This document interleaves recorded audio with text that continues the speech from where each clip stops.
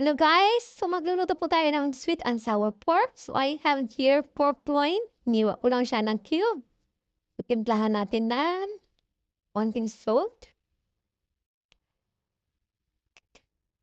shitting granules,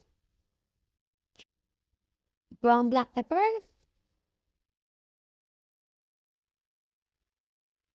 and garlic powder.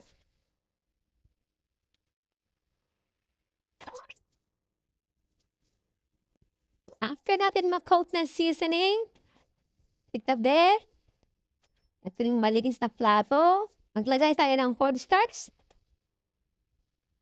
Then, iko-coat natin isa-isa yung ating pork. Make sure na na-coat mo ng lahat ng sides. So, after ma-coat ng cornstarch ang ating pork, ready na po yan para i-pan fry.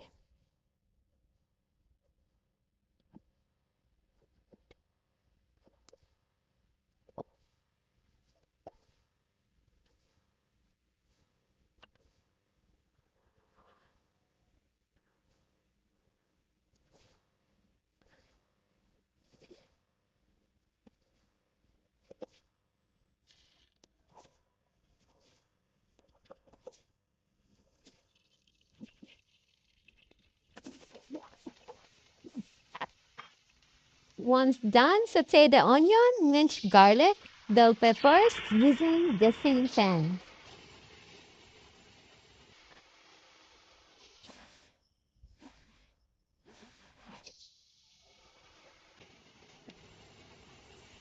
Add ginger seeds, some salt, rice wine vinegar, cup of water, 3 tablespoons of brown sugar, and a little bit of ketchup.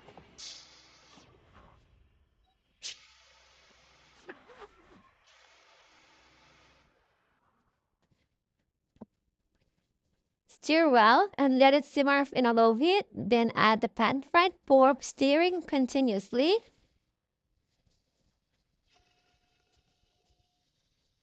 until pork are well coated with the sauce. Then serve. There you have it, guys. My sweet and sour pork recipe. Please let me know your thoughts about it. Don't forget to leave a comment down below and tell me where you're watching from so I can give you a shout out on my next recipe.